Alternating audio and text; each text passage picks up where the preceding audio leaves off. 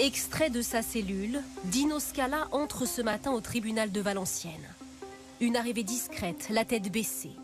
Il est attendu dans le bureau du juge d'instruction.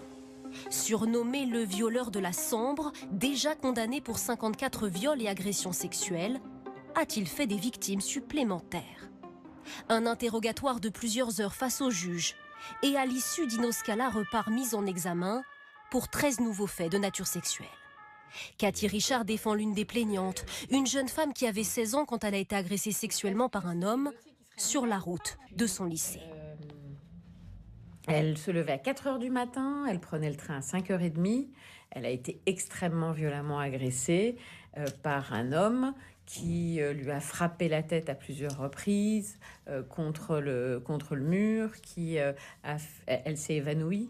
C'est sur la route, entre son domicile à Bachan et Aulnoy-Emery, que l'agression aurait eu lieu par un homme dont la jeune fille n'a pas vu le visage.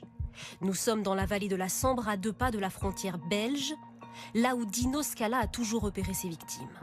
Il a, le long de cette rivière, déjà agressé 54 femmes. Pour Cathy Richard, c'est une certitude, c'est bien Dino Scala qui a agressé sa cliente en 1990. On retrouve sa signature, et notamment une de ses signatures, c'est son obsession des seins. Donc pour ma cliente à l'époque, effectivement, il lui parle tout de suite de ses seins et lui caresse les seins. Il lui frappe très violemment la tête, elle s'évanouit, elle perd connaissance, et quand elle se réveille, elle a ses vêtements du bas descendus.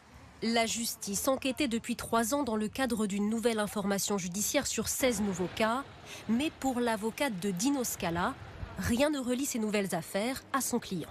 En réalité, si mon client a commis des faits très graves pour lesquels il a d'ailleurs été condamné, il est impensable de tenter de lui imputer la totalité des cold cases depuis les années 80.